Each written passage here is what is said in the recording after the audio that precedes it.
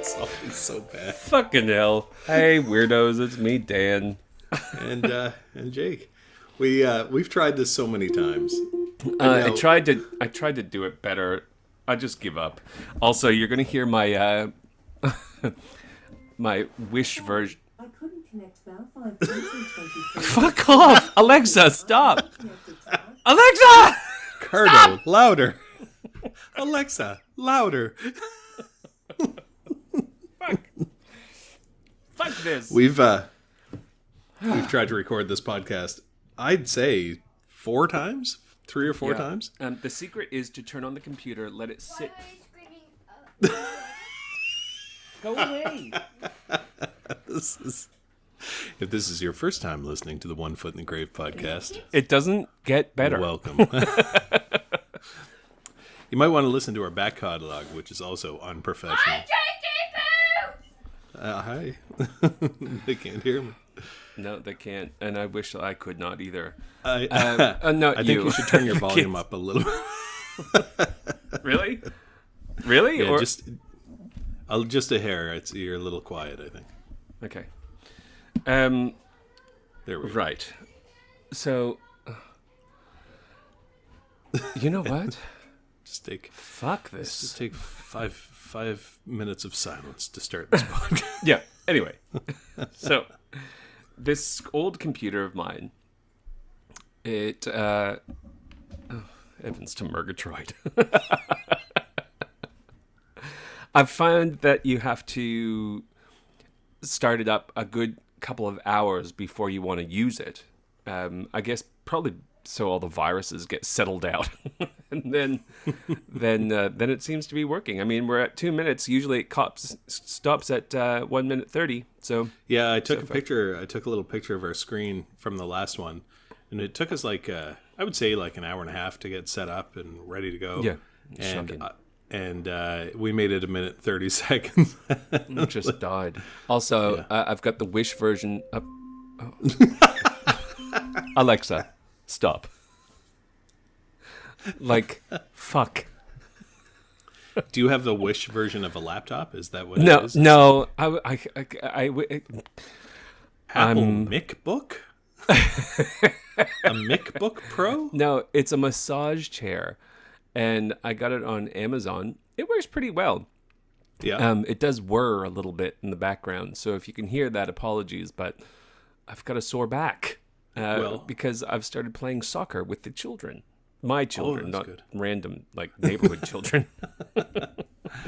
Play soccer. Eat my candy. I've got some candy in the back of my car. If you want, Do you want to come over and play with my cats? I got a lot of cats at home.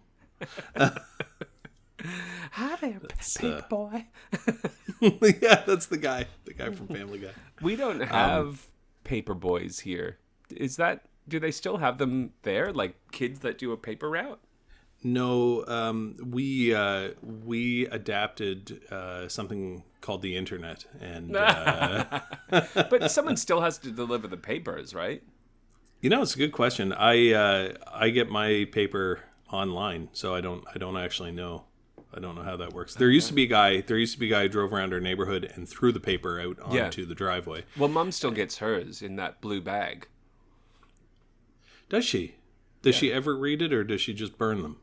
I think we just use it as kindling. We have kindling delivery. It's in a way, it's kind of like pioneer times. It's $3 a week for all the kindling you'll need. We have a really irritating thing where they come around with flyers in those bags, and you don't have to deal with it in Australia, but here they throw them out the window of their car just into the driveway. Like they'll do 20 houses a minute or whatever. But the problem is they throw them out at like 1 p.m. when nobody's home. And this time, like from here until April, we get randomly like snowstorms, right?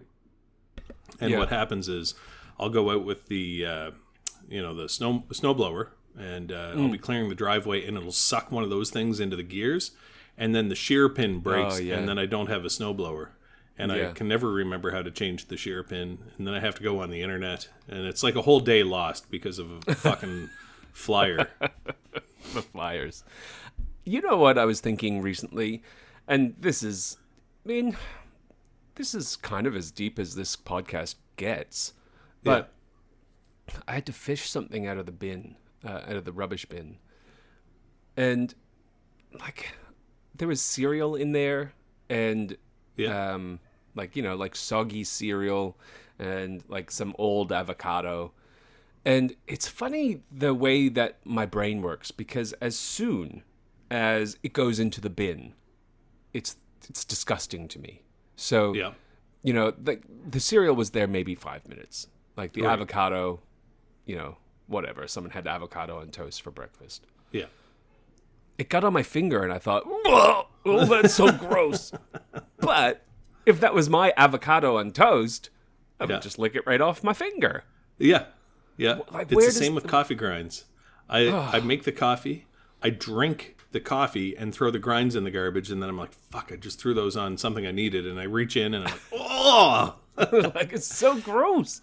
But all see, it should give you some empathy towards the homeless, because you're very hard on the homeless now. I'm not hard on. I don't associate with the homeless. I can't be hard on them. I can't be hard on the homeless, and it's not like the homeless that kind of give me the heebie-jeebies. It's more just the people without homes. It's just people who like. I'm worried about disease.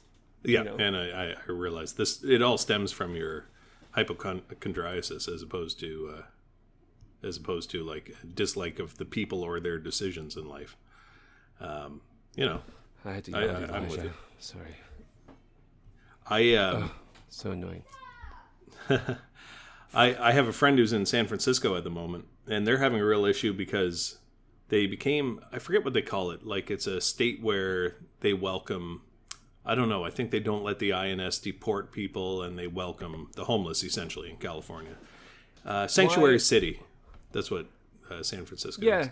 Well, it's like, I don't mind the homeless. It's just the thought of... Well, the problem is that homelessness goes hand in hand with mental illness, and it's very, non-PC to admit that, but it's true. Well, yes. And sometimes, like 90% of mentally ill people are harmless, right? Probably more than 90%. But by the time you've made those decisions and you're so far gone that you're homeless and sleeping under a bridge, I think that selects for a more dangerous group of people with mental illness. Yeah, and, it's not even danger. I'm so... on the movie It. Yeah. Where, I can't remember which you read kid the book, it is. Right? Yeah. Well, yes, but the visual for me is the kid being chased by the leper. Yeah. The hobo. Yeah. Yeah, in the book he was the hobo. Yeah. Yeah.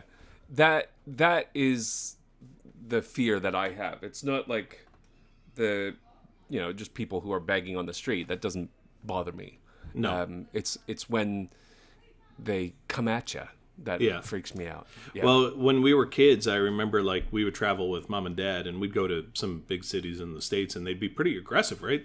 Like in Atlanta, there was a guy, "Come on, man, come on, I know you got $1," and you were like, "Jesus Christ, what am I going to do here?" I think I was too young, but I remember when we were driving into Atlanta, we must have gotten lost, and Dad said, "Don't look anyone in the eye." Yeah, that's right. That was in Richmond, Virginia. Yeah. Don't look anyone in the eye. I'm sorry about the children in the background. It's a regret for me as well. When has this ever been a quality podcast? I do have a disease-related, I guess it's not paranormal, but it's a little bit of a horror story, and it's real horror for you. Oh.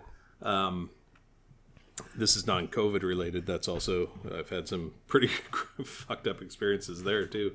But this is, so our house, I was out on the deck. We're getting ready for the fall, right? Or for the winter now. And part of that is you got to put all your outdoor furniture away, because ice accumulates on the furniture and it expands if it gets into the metal, and it'll actually split the arms of your outdoor chairs. So I have a little space under the deck that I usually put them. And I was picking up a group of chairs, like 3 or 4 chairs, and now I've gained some weight. In an unrelated story, I stopped drinking for a month. I've done a dry month, and today is my last day. And that's related to our last podcast, when I When you listened heard to it, yourself. and I was like, wow, I was really drunk. I sound like such a fool. Maybe I should do a dry month and just make sure that I'm like only psychologically addicted to alcohol and not physiologically addicted to it. So yeah, just psychologically only, like many. Didn't get the DTs. Anyway, I was up on the deck carrying these chairs, and so along with the 10 pounds I've gained, I was also carrying like 100 pounds of chairs, or 50 pounds maybe, and the deck tilted, and I was like, oh shit, I'm gonna go through the deck. I thought I was standing on a rotten board, but then I kind of looked at the railing and moved back and forth, and no, the whole deck was moving. Oh no! And I said, oh shit. I've had to extend our pool fence because our horse keeps going onto our deck, and I'm not so worried that. Well, I mean, the whole deck could collapse, I suppose, but we have multiple people on the deck at one time, and it's solid. But what I'm worried about is that, like, people when they stand on it tend to put their weight over a few boards, whereas a horse hoof will it's just all concentrated in one spot. I'm so worried. And, you know, some of the boards have cracked in the past, and I've fixed them myself. Yeah, So- I've fixed a few this summer, and my I was fixes so are terrible. terrified that I was just going to come out, like I hear their clip-clop on the thing, and I'm like, no, and I run out. Come out and it'll be like sinking down under the deck. That it's just like a torso, and all its legs have degloved. And it's sitting there in a pool of its blood, whinnying while it's like running in place. Wait, what's the horse's name in that movie that I'm thinking of? The one that sinks in the mud. Right, it's not Atreus. Atreyu. Yeah. Be like that, but with the deck. Yeah. Anyway, our deck, I went down underneath to investigate. I thought we must have broken a post or something. And there was all this gravel piled up everywhere, and rocks and dirt and stuff. And I was like, what the hell? I figured Chrissy must have been working. Homeless person. Well, no. Nesting. And then I found a hole in the ground, and I was like, oh, fuck, it's probably a skunk or something. It's like burrowing under the deck. Yeah. So I called the Orkin guy, and I said, oh, we've got this What's Orkin? burrowing. Orkin is like a pest control company. Oh, yeah. I said, I've got some animal. I don't know if it's a raccoon or a skunk or what, but it's like burrowed under the deck, and the deck is falling down. I need somebody to catch it. So he came out, and he said he looked around. I wasn't home, and he told Chrissy, I think it's rats. I was like, fuck. Gross. I said, Chrissy, I've never seen a rat here. It's Quispamsis. There's no rats. And then he said, I'll put out some traps, and we'll see what we get. He's gotten, I think, like 15. They're called Norwegian brown rats. They're like a normal rat, but about 3 times bigger. The biggest one's about 3 pounds. It's about the size of a raccoon. Yeah, someone has those. They're typically pets. Well, these ones are fucking dead. And so I got some rat bait. You're allowed to shoot for pests, right? So I got some rat bait, and I was thinking of spending my Sunday just sitting on the back deck with a 22 and waiting for them to come out to the bait and blowing their heads off. Sounds like a lot of fun, actually. Terrible, terrible fun. We've talked about the rat shooting, right? The night vision rat shooting. Yeah, it's very addictive to watch. It's fascinating. I mean, it's satisfying to me in the same way that the hydraulic press videos are satisfying. I like seeing things get destroyed, and it's a mean spirited. I mean, you know, every animal's life is valuable. You know, God knows about every sparrow in the sky, or however that verse goes. Right now we're having don't quote directly. We have just had a big mouse and rat plague here in Australia, to the point where they've decimated crops. They've eaten silos worth of grain, and people are. It's terrible. They'll empty the silos, which are mainly rats and mice, and they just, you know, the conveyor belt just ends in a big barrel full of burning kerosene. So, my feeling is there are nicer ways to kill a rat, and one of those nicer ways is to shoot it in the head. So, yeah. I'm not about the suffering of animals. I don't like the idea of it, but if you're going to kill it, you can't make it fast. give up your house to the rats. You can't let them take over. Yeah. There is no like synergistic relationship between humans and vermin. Yeah, the only thing it's been good for is the plague. It helped the plague spread, but it wasn't helpful for the humans or the rats. You know, have you been following the Kyle Rittenhouse? Yeah. Oh. Now you and I are going to have totally different opinions on it. I don't think he should have been. He could have been charged with something lesser than first-degree murder, but they must have known he was not going to be found guilty. Well, right? Because there's video of people trying to kill him. So, I mean, that's now, and they're like, well, he brought a gun to the protest. Yeah, but that doesn't change the fact that somebody tried to kill him and he shot first. I know. Yeah, no. Well, wait. What side? Like, what side are you on? Oh, I think it was 100% self-defense. Yeah, I think so too. I don't necessarily like the guy. I don't think he should have, No, look, exactly. Protecting businesses, it's okay to go and protect a business without a gun. I think if there was a riot in my neighborhood, I'd stand outside and try and, diplomatically get people away from my house if they were going to burn my house down or whatever. Oh, around your house. Yeah, okay. Yeah. But at the end of the day, we're insured, right? If stuff gets burned down, it sucks, but you take the loss. And they shouldn't have been. Look, the rioters should not have been burning shit down. No, going with a gun is, in a way, I kind of understand the idea that it would de-escalate things because you're showing it's like a show of force. But going with a loaded gun, it saved his life in a way, I guess. Kinda. Yeah. Anyway, I don't think he should have been charged in the first place, and now I suspect there are going to be riots again. The other thing that's weird is that when you listen to the news about it, I was under the impression at first that he shot, like, black people, like Black Lives Matter, and this was a thing like white privilege and, it's okay to kill black people, and that's why everybody was so pissed off. They never mentioned that he shot other white people, so maybe that'll de-escalate it a bit, I hope. I don't know. I was watching... Fox 6 have live streamed the whole thing, and I've watched all their videos for the last few days, the main ones, and I can't remember the guy that got shot in the arm that wasn't killed. Yeah, who pointed a gun at him. He pointed a gun at him. He was there as a medic or a paramedic. Apparently, what are you doing with a gun if you're there as a medic? These are all just people with hero complexes on both sides. Well, and also.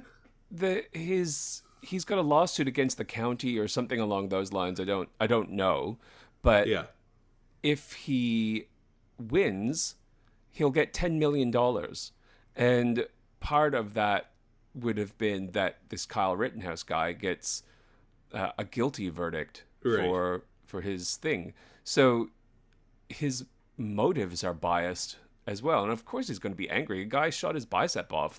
He lost a fight with a guy with a bigger gun, basically. To be honest, I've been watching this movie in clips. It's called The Duelists.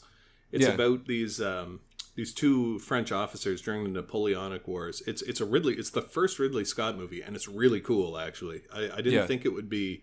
I don't like historical movies, but these two guys, every time they were within 100 kilometers of each other, they agreed to have a duel, potentially to the death, right?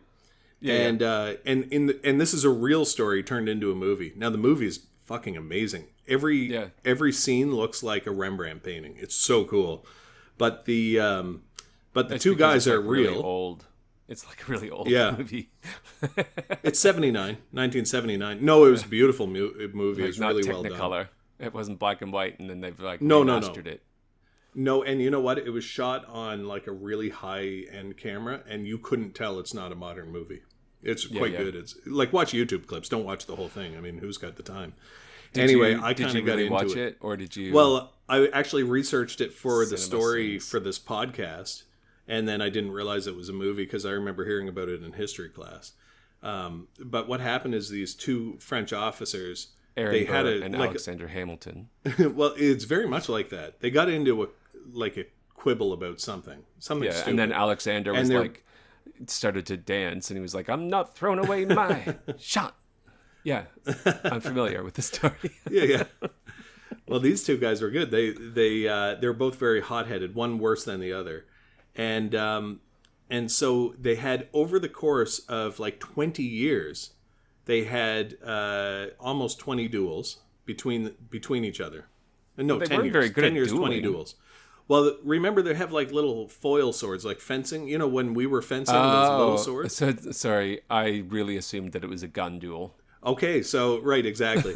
So they had sword duels, but they did get really quite hurt. One guy got stabbed in the lung, and then on another one they had saber swords, and they were on horseback, and one guy nearly scalped the other guy. But these are like, it's a true story, and they both survived.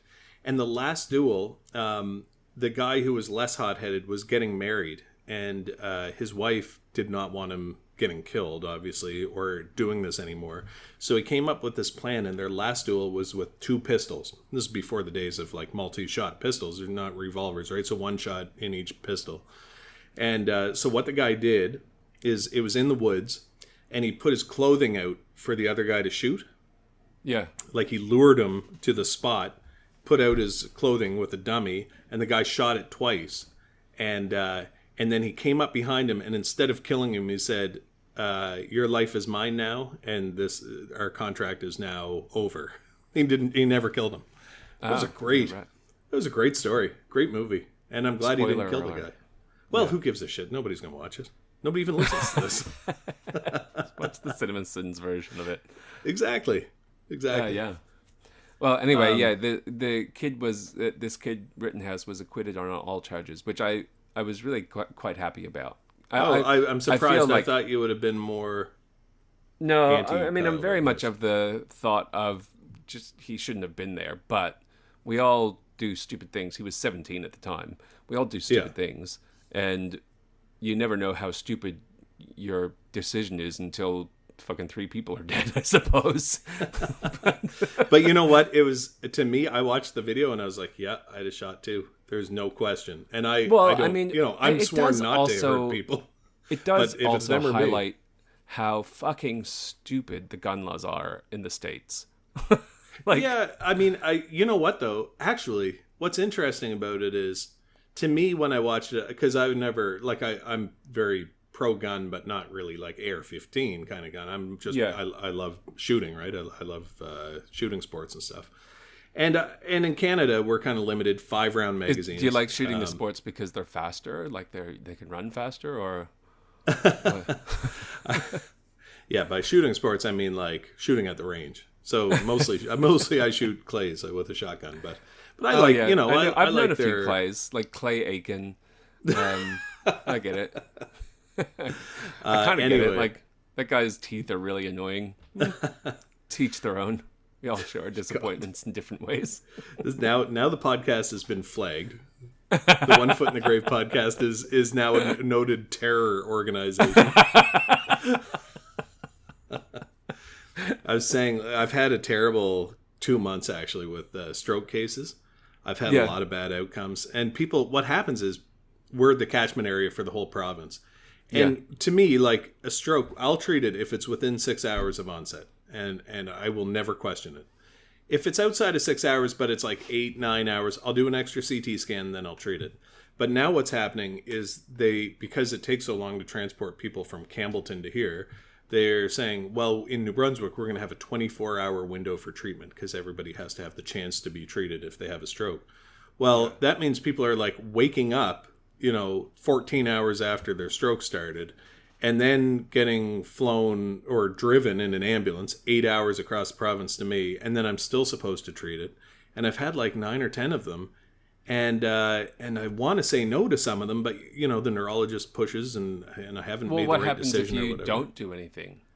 Well, then they go on to have a massive stroke and maybe die, maybe just live with hemiplegia, or paralyzed on one side, or not able to speak or whatever. Yeah, it's a terrible disease. It's a fucking awful disease. Are the patients able to make? I've been trying to be. Are the patients able to make an informed decision? Their family does usually, but sometimes it's from another doctor, right? Because the family's in a car with no cell reception, coming down on a highway that doesn't, so we just, and time is brain, right? Anyway, so in the last 2 months, I've had a few people die, like 4 or 5 people die. And I said, geez, if I was like an Al-Qaeda operative, I mean, I'd probably have a body count higher than almost anybody in Iraq or Afghanistan. They'd be like Jihadi Jake. And there's, you know, I'm not even on their radar. Look at my body count of infidels. Infidels. I swear, I walk around the hospital, and some days I'm like, they look at me like I'm a fucking assassin. I just so I've been really struggling thinking about getting out of my surgical side of what I do and just going into the general Yeah, I get side. that. I mean, that's what I've done. I hate it. I mean, I wasn't dealing with humans, so the consequences are the consequences are slightly lower. But but you did have one guy like complain to the college because his dog died, and you know, it's fucking stupid, stressful. Yeah. It's just stressful. But I also feel terrible if somebody gets hurt because I did something. But strokes are no win. It's a no-win situation. I said if I don't do anything, and they go on to have a massive stroke or die from their stroke, then it's my fault because I didn't do anything. And if I do something and it doesn't go well, then it's my fault. It's only like 1 in every 10 that you really feel like you won. How come they don't have other hospitals that are closer than an 8-hour drive? Well, it's there are lots of hospitals, but of course nobody wants to do what I'm doing. Nobody wants to do that procedure in the province. It's only our hospital that does it. Like even the big hospitals, Moncton, Fredericton, won't even touch it. Yeah. And I don't know, it man. sucks. Sounds pretty shitty. Sucks. So I wrote to Rob. It's funny. I was like struggling with that, and I'm also struggling with. Do you know what MAID is? They passed this new law in Canada. It's like medically assisted death. Oh yeah. MAID. Yeah. And anybody can ask for it, and we have no right to refuse to provide it. I mean, you don't have to. You don't have to provide it, but you know somebody does, right? Yeah. So, but one of the things that I've been struggling with is when I'm on call, and look, I hate suffering. I hate watching people suffer. But when I'm on call and I'm busy, I'm getting these calls. Can you start an IV in this person so I can do the MAID procedure on them? And I'm like, jeez. Fuck. I'm like, I'm trying. I've been trying to keep people alive. I can't. I don't want to add to my body count. It's bad enough. It's bad enough. Maybe I'm just a shitty doctor. I don't know. I don't think so. I think humans are just fucking stupid most of the time. Well, and I said, you know, can you not just keep them comfortable until somebody else is here to do that? Because I'm not comfortable with it. Yeah. Well, we have to provide the service. It's not up to us. Well, what? You have to do it. Yeah. They want to die. And it's a big industry, right? Like now, I mean, people are looking for it even like when they're not that sick. Like you get a diagnosis of like Parkinson's, right? Yeah. Lots I of just people have cannot quit Parkinson's. smoking. Like, well, or they get I've cancer tried like Nicorette. Dad had cancer. Now I'm going to try MAID. I'm sure that will work. Unfortunately, he was cremated, and it did not work. It was cremated. He does continue to smoke. Yeah, it's more smolder now.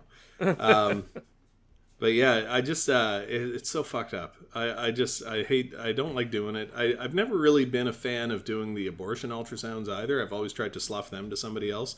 Yeah. That's a personal thing. You know, believe whatever you want. I'm not judging you, but I just don't want to be involved.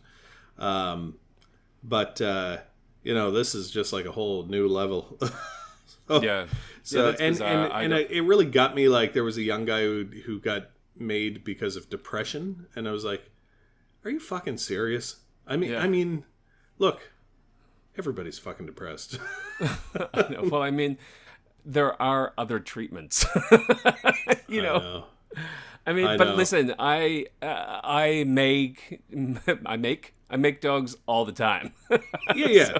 Well, the dogs is different. It's a different. And even when story. somebody's like end of life kind of thing, I look and you know when you do palliative care, you keep people comfortable and you don't you don't worry about the cost of that to the rest of their body. You're like, you know, the morphine might make his lungs worse. You're like, it doesn't matter because he's not going to suffer here. Yeah. And that's fine. That's part of medicine. I think that's totally fair. But maybe that's like an area that you could sort of go into because I feel like that would be a very stress-free area. Yeah, nobody knows when you fuck up. Well, there is no fuck up. Yeah, there's you literally cannot do this wrong. That's right. Well, I guess like Yeah, I don't know. The I think headlines are like morally, I person might- in palliative care lives 55 years.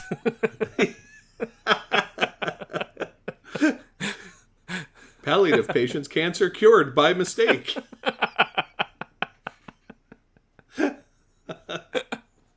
What? Why can't I do anything right?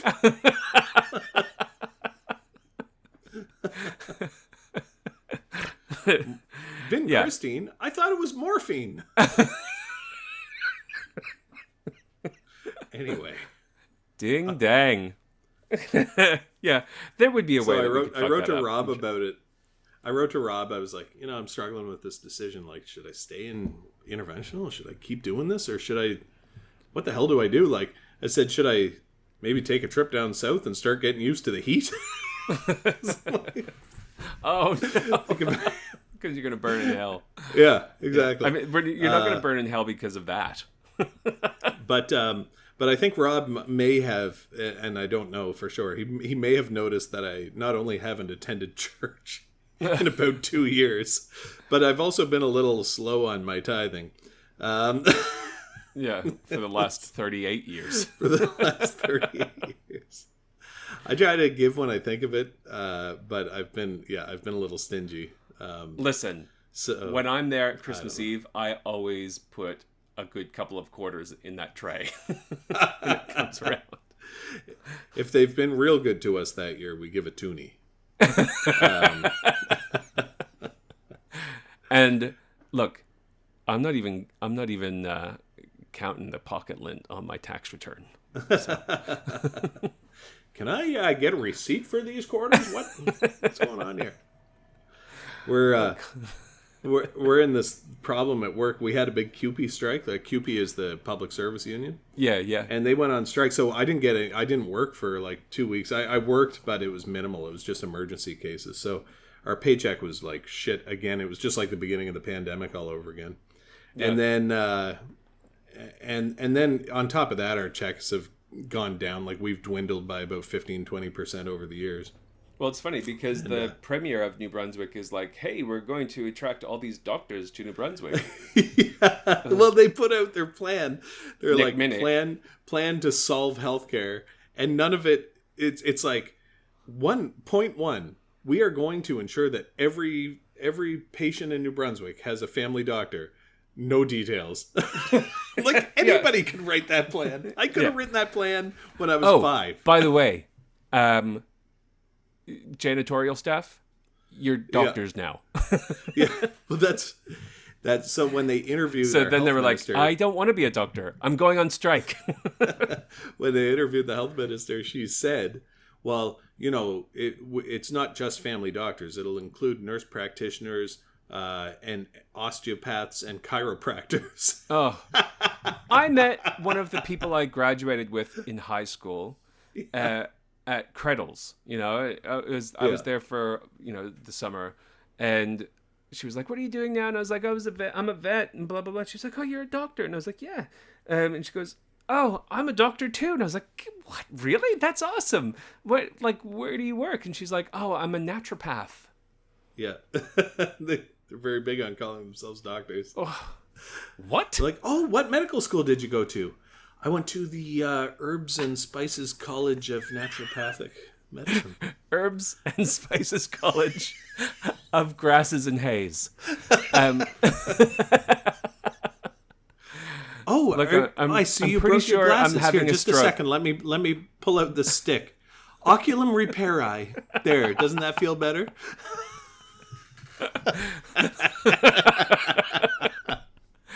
I think I'm having a stroke. Well, look, I mean, birch bark has a lot of Antioxidants. acid in it, so let's make a tea and Yep. hope for the best. Yep. Speaking of all the patients that you've lost recently, I've had a similar, and this is like, a genuine brotherly love talk. I've had a similar conversation with Elijah because we've started playing soccer, as I mentioned previously. Yes. And he was like, I let so many goals in. He let 2 or 3 goals in, whatevs. And I said, well, how many did you save? Huh? So it's kind of the same thing. You're not going to win them all. That's the problem. The answer would be none.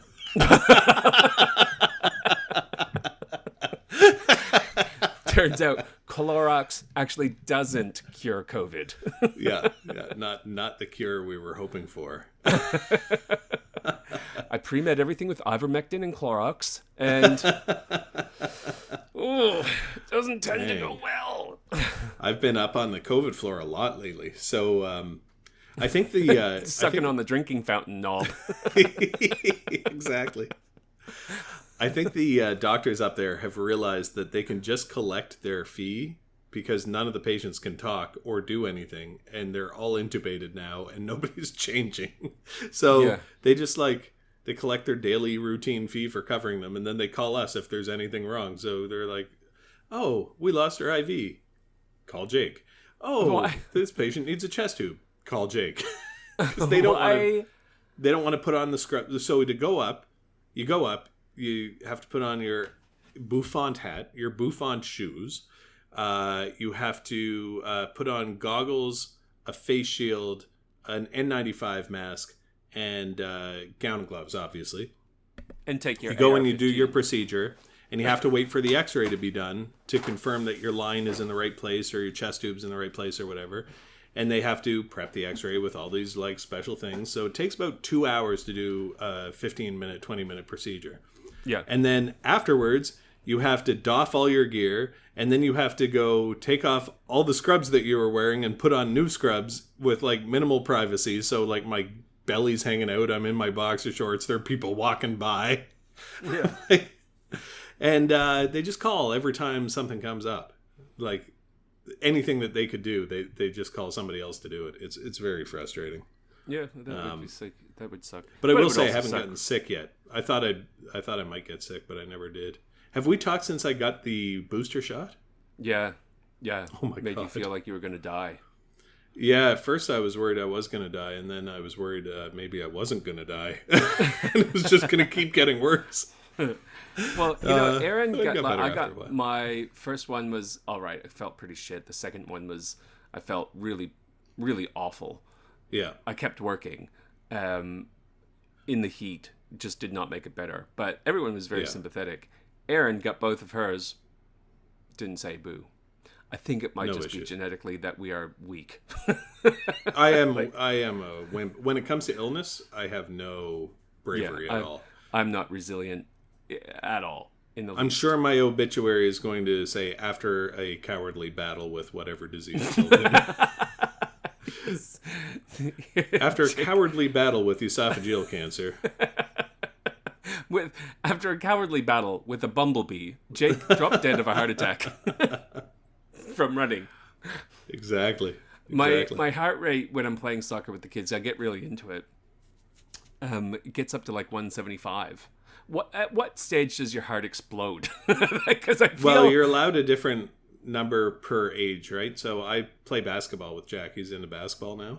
Yeah, and mine goes up to about 165, but I'm also over 40. So 175 in your 30s, I think, is about the max you want to go. Yeah, right. I mean, that's as high as it does go because otherwise, I really would just stop. Yeah, it'll just go into supraventricular tachycardia eventually.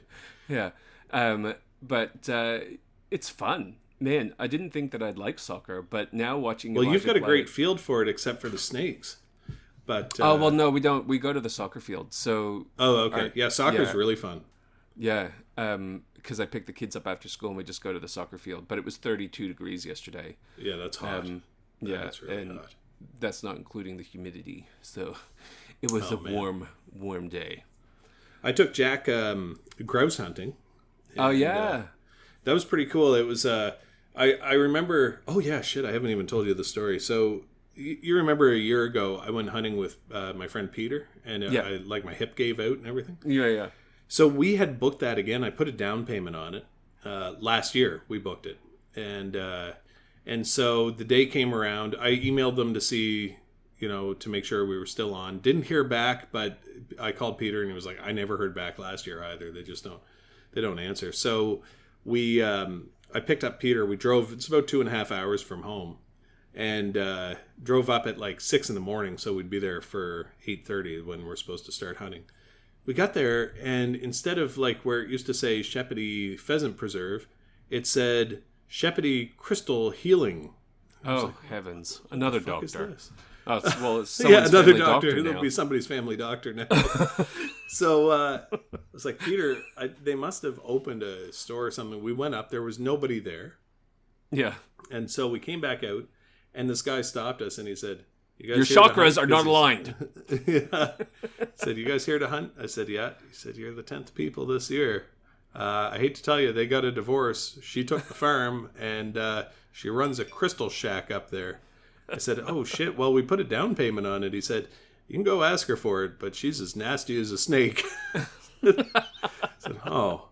So instead of my day of exercise and hunting, I drove Peter to the Alma Bakery, and we got sticky buns and drove home. Well, that is a drive well worth it, though. Sticky buns were pretty good. They are amazing. Anyway, but then up at our camp, I noticed we've got all these grouse, like grouse and woodcock and all kinds of like good hunting birds, right? And and I never noticed them last year, and so I said, "Oh, Jack, let's bow hunt them because they're around the buildings, right? So you don't want to take a gun or whatever." And I actually hit one with an arrow, and it went through and through, but the fucking thing flew away. Not far, I would imagine. Well, it went on the ground. They fly about 50 meters, and so it flew about 50 meters, went under a tree. And then I thought for sure it was just dead, like it would just die there. And I went to go collect it, and it flew away again. And I was like, oh, shit, it left blood there. There you go. So I don't know, maybe I went through just like the skin, or maybe I just nicked it. But I saw the feathers come out. Anyway, so I was like, fuck. So I wrote to an old guy, real old guy, who's in his 80s, who has a camp down the hill from me. And I said, how do you hunt the birds with here? A hole in it? Well, I just asked him, I said, how do you hunt here? Because he told me he hunts birds here. And I said, what exactly do you do? And he said, because I said, everywhere that there are birds is a little close to the camps. He said, just don't shoot the camps. I was like, are you serious? It's like, yeah. What are you hunting with a bow? I was like, yeah. He said, that's ridiculous. So I took Jack out, and Jack wanted to keep hunting with his bow, and he took a shot at one, and it flew down and landed on the grass, and I just blew it off the grass. And so he prepped it, he breasted it out, and he cooked it. He made KFG, Kentucky Fried Grouse, and man, he loved it. Ugh. Grouse tastes really good. It's like chicken, but it's almost plumper than chicken. It's really good. Jeez. Yeah, that's one of the things I would eat. Yeah. So I just don't know. I'm not a hunter, you know. I don't love eating the things that I shoot in general, but that one wasn't bad. I wouldn't eat a deer. No, it's not. It's not me shooting them. It's me cleaning them. It's because I don't think I get them clean enough. But I feel the same way. Well, I feel the same way, I guess, about the fish that I catch. I just find it disgusting. But you know, even like when the truck full of cows go by and you know where they're headed, but they look at you and they've got those big doughy eyes and they're just really cute. You're like, that looks fucking delicious. Maybe I could stop eating meat. But then Aaron made mushroom stroganoff. Yeah, it tastes terrible.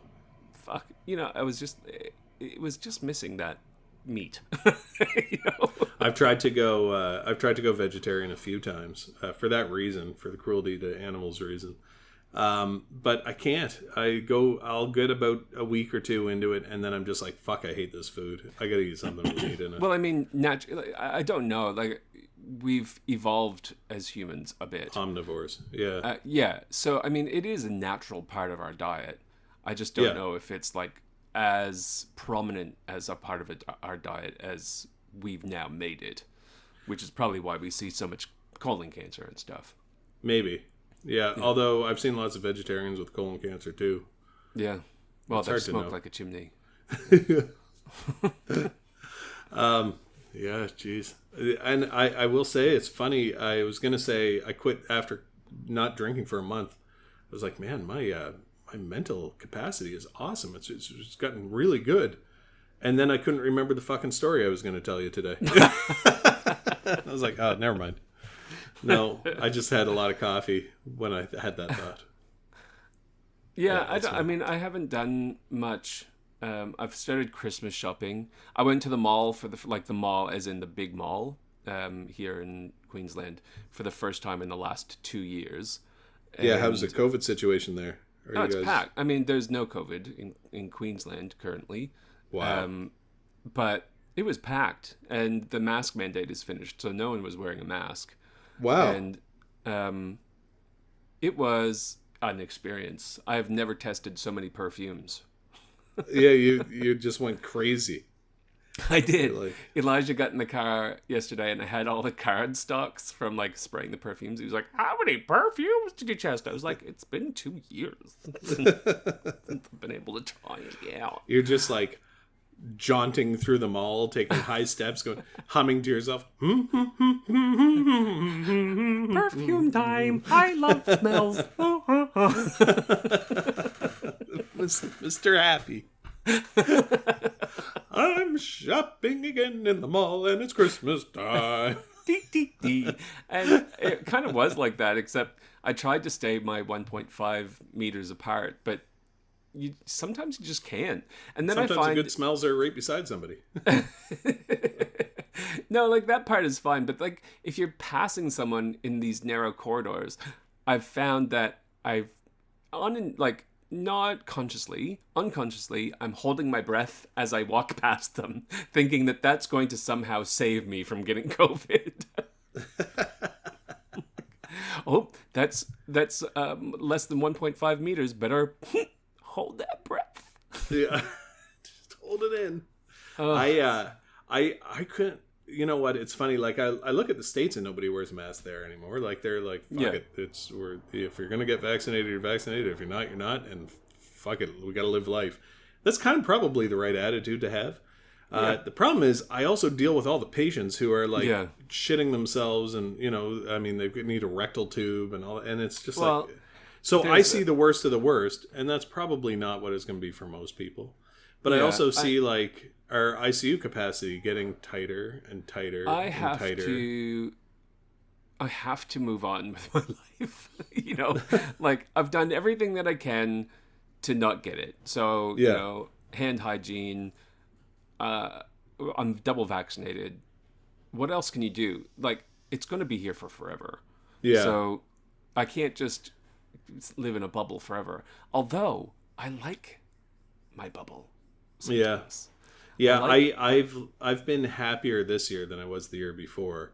I think because once I got vaccinated, I was like, well, I might get it, but I'm not going to die of it. And I'd like Jack to be vaccinated or whatever. But once the kids are vaccinated, I'll be very happy. But beyond that, I just felt like, okay, well, now I can at least just kind of be reasonable. But what happened was it spread like wildfire. New Brunswick's one of the worst provinces in Canada now. And we had our ICU was so full that we canceled surgeries again. It was all over again, gone back to the beginning. And holy shit, it was for 2 months, all the surgeries were canceled. So I've got a guy who's kind of a family member. He's related through marriage to Chrissy's stepmother. Yeah. So not at all related. Yeah. Not related. But they're emailing me about when's the procedure going to be? And I'm like, man, I have no idea. I don't. Yeah. But it was supposed to be months ago, right? Yeah. And now we're back on the. I saw an article. I don't know whether it was here. I think it was an Australian story. A lady had invasive nose cancer, like a basal cell carcinoma or a squamous cell carcinoma of her nose, and they canceled all the procedures. And a year and a half later, she got in to get the procedure, and they had to amputate her entire nose. She has no face at all left anymore. Yeah, that sucks. I've seen a lot of that. Yeah, why would you do that? I would be so mad. I'd be so mad. Well, speaking of mad, so we had a lady come. She lived in a different province on a little island, and and she came to New Brunswick. They moved here. She has a newborn baby, and they didn't have a hospital on the island and stuff, so they had to do a well baby check or whatever. And they, you know, you have to go through the COVID screeners at the door. And they said, "Oh, you know, are you from New Brunswick?" She said, "No, I'm from Quebec, but we moved here. We moved here a week and a half ago." Said, "Okay, well, you just have to wait in this room." And there was another guy waiting in there, and she's breastfeeding the baby, and they get to talking with this older guy, and she said, "Oh, you know, he just asked, you know, what are you doing at the hospital?" He said, "Oh, I just got to get." I got to get my lungs checked. I've got COVID quite bad, and they just wanted me to come in for an x-ray. So our fucking screening person put her in the isolation room with a COVID patient with a newborn baby. Ugh. I mean, it pisses me off so much. Oh my gosh. My impression was before COVID was that, yeah, there are people who are idiots out there, but, you know, it's not the norm. It is the norm. They're all it's unbelievable the dumb decisions that people make. And just couldn't give less of a shit. I don't know. Yeah. They just don't. I mean, I've got to say the medical system here has held up very well, mainly because we're an island, right? Yeah. But you also have a fairly competent government compared to ours. Yeah, So I just feel like they've flying people in. They've quarantined people from China very well, and you know, we've got check-in apps and all that sort of stuff that just seems to work really well. Yeah. So I think the contact tracers have done a very good job here. Yeah. Ours all fell apart this summer, and it never got back to normal. Yeah. I just don't like the Premier there. Yeah, and there's no other option. I mean, there's no one else good either. They're all idiots. Oh, they're all fuckers. They're all fuckers. I voted for our premier twice, but I knew he had I knew kind of what I was voting for, but he's not. You know, I don't want to say anything too bad. I don't know. It's just he's frustrating. Yeah, everything's politicized. Everybody needs to swear an oath of loyalty to him or something. Like, oh, golly. Why is our fucking public health person doing his job for him? He's a politician. They shouldn't be making political decisions. You're supposed to make health decisions. Yeah. It irritates the shit out of me.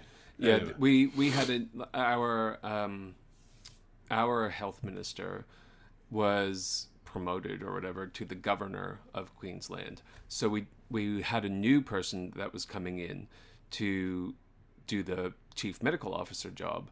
And the day before he was sworn in, he backed down. He was like, "Oh, no."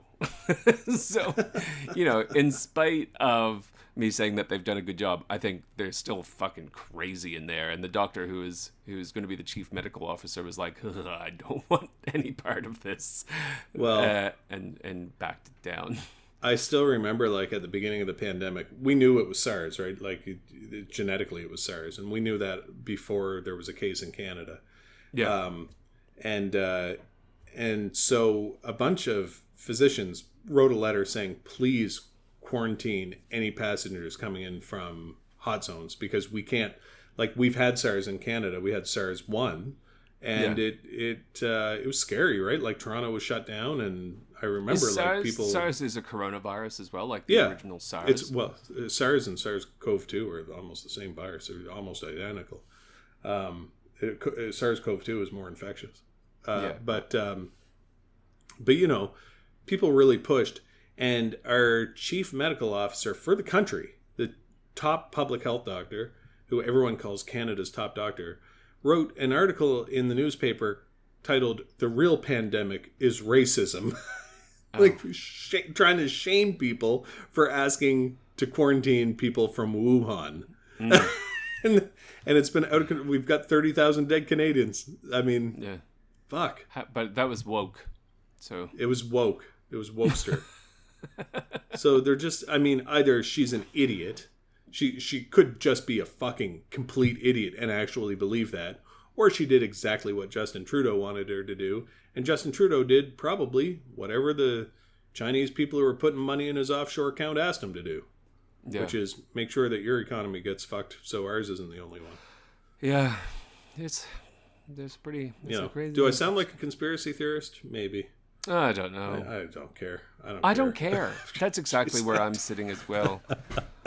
I went on this work trip with a mate, a person I work with, and we were driving, and this huge 18-wheeler was tailgating me. Yeah. And he was like, "Oh, just pull over and let him pass." I was like, "Oh, it doesn't bother me. I don't really care." And he was like, "Oh, I'm getting so mad." And he was giving the guy the finger and like really probably working the guy up more than anything. Yeah. And I was just like, "Man, who cares? What's the worst that can happen? We die?" Yeah, exactly. I'm insured. Fuck. What do I care? And he was like, no, like that could be really bad. And I was like, bad for who? Like, look, the fun part of the reason for my existence was getting laid and making babies. I'm done that phase. If I die now, I don't have to raise them. That's the hard part. That's the hard part. Although these after-school soccer games are a lot of fun, but yeah, there's very little that really. I get frustrated about things that don't involve me or affect me personally whatsoever. But then, like, the things that actually do affect me, I'm very good at just being like, whatever. Yeah. Whatever. Who cares? Oh my god. Yeah. What is that called? Yeah. Did you call it dyshedonia? Anhedonia. Anhedonia. Yeah. Well, the anhedonia is the inability to experience joy. I think you're just talking about apathy. The inability to give a shit about anything. Yeah. I'm very apathetic. I've got to. I'm on call tomorrow. I'm glad we're doing this tonight. I'm on call tomorrow, and then I'm off for a couple days. So I was going to go back up to the camp, but I am sad to say I may be putting the camp up for sale. Every time I go up there, all I do is I'll sit on my porch and I look at this fucking asshole across the water, and he's driving me crazy.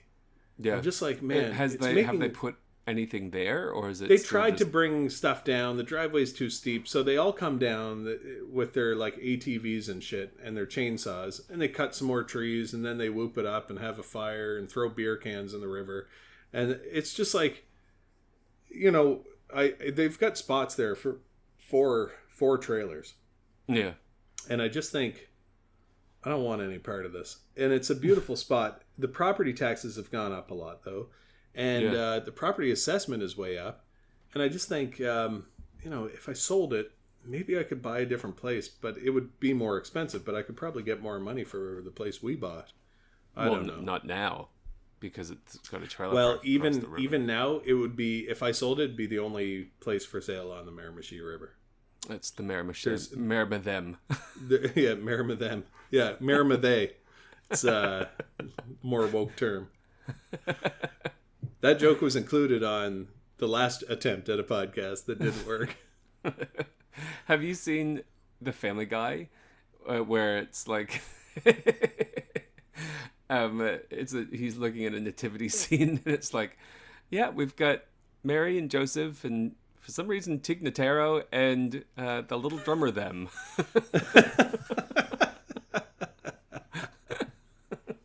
The little drummer them. Yeah. Zur. Do you remember when it was like you could just make up a word and it was Zur? Like Z and Zur and all there's this TikTok going around, and a lot of LGBTQ plus, and there's new terms, new letters after that letters that I don't know. But Trudeau gave a speech and he added like 6 extra letters, but one was A, and A is for asexual, and I was like, I'm a letter person. Like, can I claim? Can I claim something out of this? But a lot of the community is coming in saying, we fought for years to get ourselves out of a box, out of just being considered something. And then these people are coming in and they're like, no, I only go by, Z's or Zim, whatever. And it's like, you're putting yourself in a box, and I don't care. Yeah. Again, it's one of those things that does not affect me personally. It doesn't affect us. But I just thought that was a good sort of assessment of that situation where that's right. Have worked so hard to just and look, kind of like be... when we grew up, the whole idea was that, look, everybody's equal. And just because somebody looks different or they have a different sexual orientation than you, they're still your equal. Yeah. And you have to look at it that way. And I was like, yeah, that makes sense. You know, that's a good way of looking at it. And that way, whenever somebody's suffering or whatever, you go, well, how do we fix it? Because we're all in this, you know, we're all equal. Yeah. What happens to them happens to me. They said something we don't like. Then all of a sudden, everybody who's pro that thing that you're anti is anti you. Yeah. And you've made the world worse. Yes. You've made your situation worse. Yeah. It's too bad nobody listens to this podcast. That was actually pretty wise for something for me to say. that was my tidbit. That was my tidbit of wisdom. There you go. I'll go back to drinking at midnight tonight, and I'll never say anything wise again. There's the title for this podcast episode. Jake's Tidbit. I was awfully sorry we missed Halloween, and I did have some great, like, actual paranormal stories put aside. Oh, man. It was, because this started, obviously, as a paranormal podcast. Yeah, of course. Now it's like a political... Well, I don't think it's political. I mean, I will put this disclaimer in. Any political affiliations that you may think we have, we probably don't. And everything that we say is bullshit. Yeah, exactly. We sincerely care very little. But I have apathy. Is that the word? I don't care. I don't know if I ever sent it to you. I wrote a new book. Oliver Bell, and you probably didn't read it if I did send it to you. It wasn't quite finished anyway. But I'm working with this editor named Terry, who's a super nice guy. I'm not sure if he's trans or not. He writes. What you doing, He writes Terry? As a woman. And but I think he writes as a woman because he writes a lesbian space opera. Oh, right. I thought you meant like books. When he's sitting at his computer, he's wearing a dress.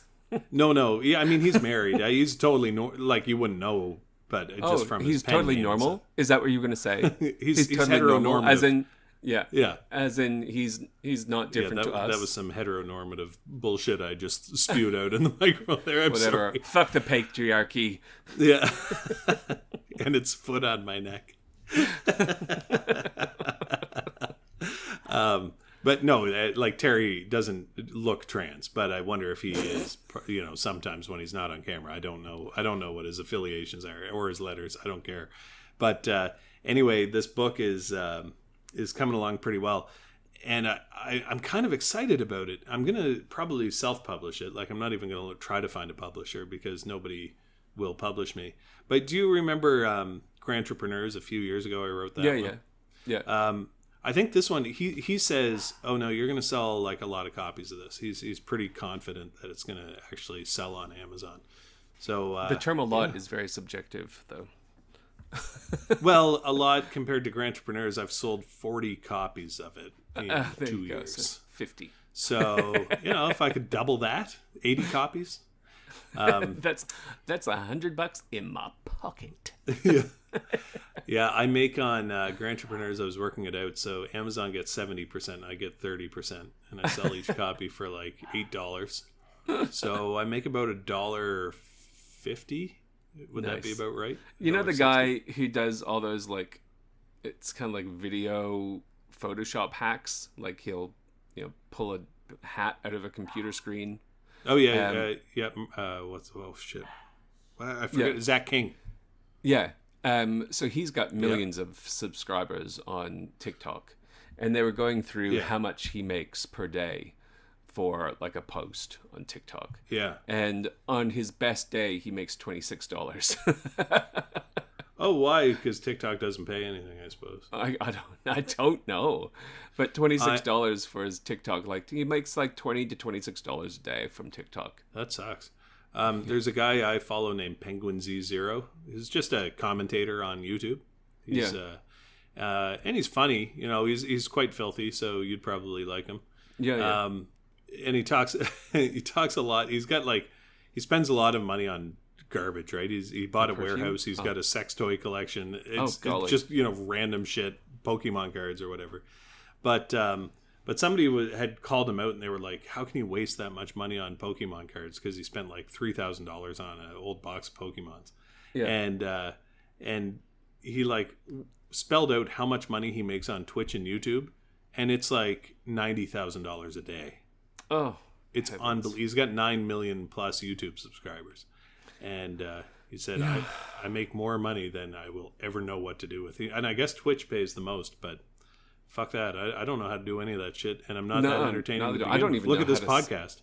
I don't even know how to buy a fucking share, So I can help you with that. You I probably should be. No, I'll stick to just buying like my yearly lottery ticket. I'm sure it's equally as lucrative. Well, no, listen, I put money in the market, and you can buy index funds that are just like they buy the whole market, right? Look, Windex has been around for a really long time. I don't think it's going to skyrocket when I buy my shares. Yeah, so funny. I was listening. Sometimes I put these on, and it just plays back like it goes in reverse order if you just put it on a podcast and fall asleep. Yeah. And it was playing the one when Sally was on the cruise ship and COVID had just started. And I'd forgotten all about it, like Sally getting shingles and she was supposed to live with you. Yeah. You would have been so fucked if she'd lived with you and then died in Australia. Oh. Could you imagine? I don't She know didn't what you leave would me have done. anything. She left everyone with money but me. In fairness, I think if Mum died, she was going to leave you like a house. Yeah, but Mum didn't die. Mum was the boy who lived. There was no backup plan. I found a great podcast to listen to, by the way. Last time I was talking about Corey's podcast. It's not his, but the one he recommended, Knife Point Horror. Knife Point Horror? Horror. Oh, Knife Point Horror. And It's there's like the another rural one. juror. Yeah. There's another one called Jason Hill's Horror Hill. But it's also Jason Hill is a voice actor, and that's his voice. I bring you back to one of America's favorite pastimes. So it's not like just one of those guys who like reads in a monotone like the way I talk. He's got a good voice for one of America's favorite pastimes. It's very very easy to listen to. I listened to a couple new audiobooks too since we talked. One of them was... I'm listening to Jordan Peterson's 12 Rules for a Good Life or whatever. Oh my God, you're going to start thinking like me. It's horrifying. They'll call you an incel. No, he quotes the Bible a lot, actually. Like, yeah, I don't dislike Jordan Peterson. I think some of the guy? things he says are maybe a little too angry, I guess. But for the I most don't part, find him I don't angry, think he does anything. but also...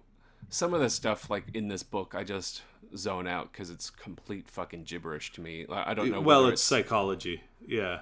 Yeah, And I don't know whether it's like over my head, like it's just like, or it's. But just... he gets lambasted. He gets lambasted as like a hardcore conservative. But realistically, he's just a realist. He's a pragmatist, and he's saying, this is the way life is, and I think he's schizophrenic.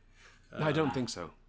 No, he has been treated for something. I don't know. Maybe it was a drug addiction. I can't remember. Anyway, he's well spoken. I like listening to him, and he's got that crazy like voice with no timbre in it. Like he talks like this, kind of. Yeah, well, I mean, he kind of talks like man, like a man Yoda. By the way, I would really like to, if you want to. Trademark or copyright bidet mate. That would be you know what I was telling somebody at work about that today. Bidet mate, it's for you down under. Yeah, can you just they were get like onto that's that? fucking brilliant, just buy bidets and put them in that box and people will buy it. Yeah, can you copyright that for me, because I don't know how to do that. Yeah, I mean I don't know how to do that, but we should do that. It's a great idea. Did you know, I think it's part of the Muslim culture that they have to use water after they poop to clean. They can't use toilet paper. How did you learn that? On TikTok. Oh. Yeah, because, They can't use toilet paper, or they have to use water first? They have to use water first. They can use toilet paper to dry, which is exactly what I do. Yeah, but how do you have a shit at the hospital? Oh, look, mate. I'm never drinking out of that sink again. Oh, jeez. And I'm pretty sure it's Muslim, but I'm not 100% sure. Could be Buddhist. It's one of those weird ones anyway. No. The females have to wear a hijab. Is that Muslim? Yeah. Islam, yeah. Islam, yeah. So, it actually, bidets are an important part of culture, man. I did not know. Yeah. So, shooting Bidet, star, the more you know, bidet, mate. Sure. So, yeah, can you copyright that for me? That'd be most appreciated. Yeah, if any of you are copyright lawyers out there, we'll take... you know what? If you want, I will talk to a lawyer. I have to talk to one anyway. No, they do it, because I'd like to make The $3 bidet to $4 on bidet, mate. Oh, no. I bet if you make the bidet mate bidet with a little Australian flag, and on the box it says it's for your down under, I bet, and you put it on Amazon, and all it is a bidet made in China that you put in this box, I bet you'll make an absolute fucking killing on it. But when you, it will spritz out a little bit of eucalyptus oil after you do your shit. Just so you smell like a koala.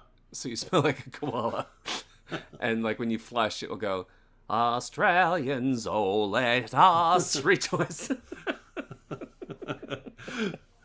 Or, once a jolly swag man camped by his billabong.